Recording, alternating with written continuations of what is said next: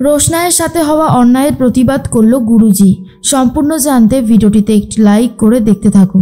গল্পে শুরুতেই দেখা যায় রোশনাইকে অপমান করতে থাকে, আর তখনই রোশনাই কিছু বলতে পারে না।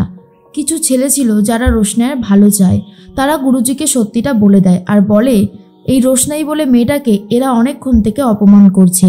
যেই মেয়েগুলো রোশনাইকে অপমান করছিল, রোশনাইকে সবার সামনে একেবারে নাস্তানাবুদ করছিল, তারা এখন আর কিছু বলতে পারছে না।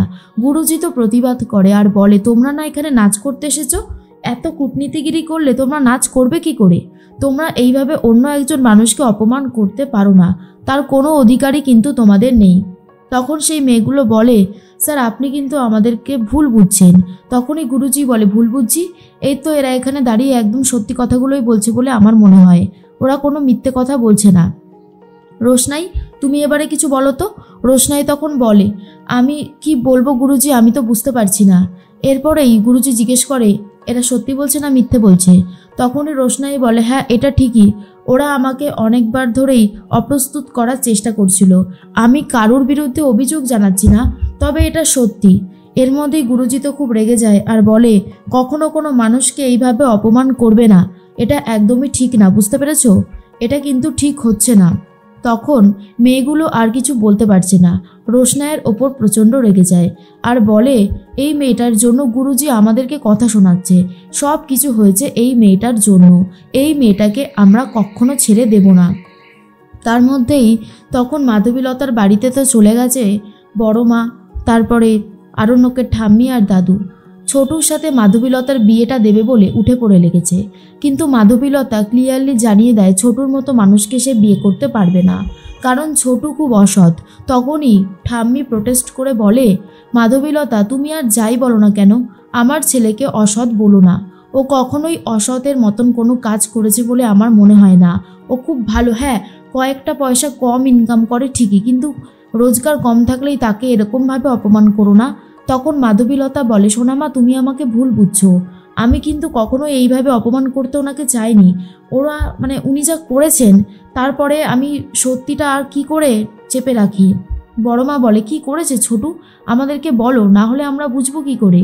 আর ছোটু তো কখনো কোনো অন্যায় করে না, অন্যায়কে সমর্থনও করে না। মাধবীলতা বলে এই তো কিছুদিন আগেই উনি বইয়ের অর্ডার দিতে কয়েকটা ছেলেপেলেকে নিয়ে গেছিল। উনি বলছিল ওনার নাকি স্ত্রী আছে, 6টা ছেলে মেয়ে রয়েছে, আর একটা হবে, দুধ কেনার টাকাটুকুও নেই, এরকম অনেক কথাই উনি বলেছে। আমার মনে হয় এই বিয়েটা না হওয়াই ভালো, কারণ ওরকম একজন অসৎ অপদার্থ মানুষকে আমি বিয়ে করতে পারবো না।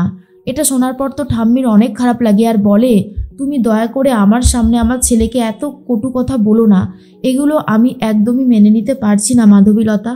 আমার ছেলেকে আমি অনেক কষ্ট করে মানুষ করেছি, কিন্তু এই রকমভাবে অপমান করলে আমার খুব খারাপ লাগবে। তখনই বড়মা বলে আমি এক্ষুনি ছোটুকে আসতে বলছি। আসলে আমি বুঝতে পেরে গেছি ছোটু তো বিয়ে করতে চাই না, তাই ইচ্ছে করে করে এই সমস্ত কথাগুলো বলেছে। এরপরেই ছোটু মনে মনে ভাবতে থাকে কখন যে বড় বৌদি বেরোবে। এরপর মাধবীলতা ফোন করছে আর তখনই বলতে থাকে উনি আসবেন না আমি জানি। বড়মা নিজে ফোন করে আর বলে কি ব্যাপার, তুমি কোথায় রয়েছো ছোটু, তোমাকে এখানে আসতে হবে।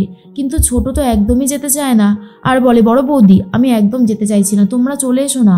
তখন বড় বৌদি বলে না বললে শুনবো না, আসতে তোমাকে হবেই, কোথায় আছো তাড়াতাড়ি বলো, ঝটপট করে চলে এসো।